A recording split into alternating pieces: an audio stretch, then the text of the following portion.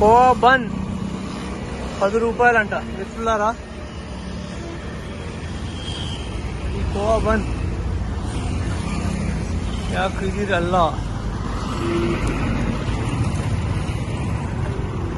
Khoa bun కాదు.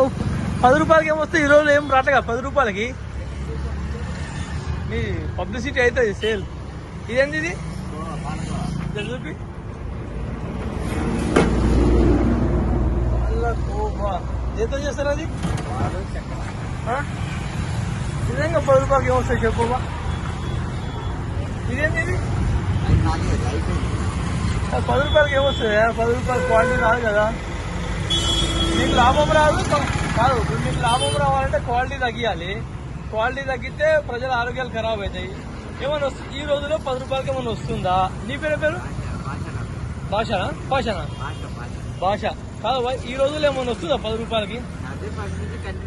ఈ 10 రూపాయలు తిని జనాలు ఆరోగ్యాలు ఖరాబ్ అవుతాయి కదా. అవునా కదా?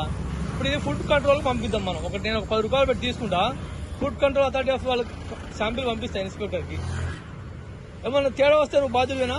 నీ మీద కేసు బుక్ చేయాల్సి వస్తుంది. మరి ఇది క్వాలిటీ పబ్లిక్కి తినొద్దు. ఇది దీనివల్ల ప్రాబ్లం అవుతుందని ఒక రిపోర్ట్ వచ్చింది అనుకో.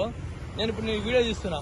నీ మీద నీ వెహికల్ మీద నెంబర్ కరెక్టేనా? ఇది ఇక్కడ తీసి మీరు హిందువులు ఉన్న ఏరియాలో ఇది అమ్మొద్దు.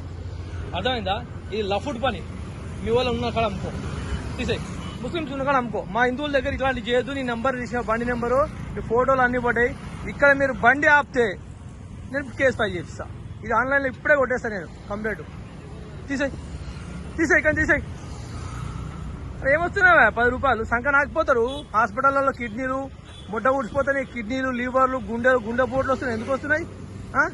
30 సంవత్సరాలకి 20 సంవత్సరాలకు గుండెపోట్లు ఎందుకు వస్తున్నావా? పనికి మాల ఫుడ్ అంతా పెడతారు. ఏం బాబు? సరే చూడు, కరెక్టేనా చెప్పు? కరెక్టేనా కదా? ఇది లఫుడ్ ఫుడ్లు అమ్మకండి. మీ వాళ్ళ కానీ అమ్ముకోండి. ముస్లిమ్స్ ఏరియాలో అమ్ముకోండి. మా హిందువుల ఏరియాలో వద్దు. మీరు బండి ఆపినా కూడా నేను మీ అమ్మడే వస్తా. లంచ కొడుకులు హిందువులోని ఏరియాలోకి వచ్చి పనికిమాల అన్ని అడ్డమైన పంది కొవ్వు, ఆవు కొవ్వులు తీసుకొచ్చి పోవాలని అమ్ముతున్నారు.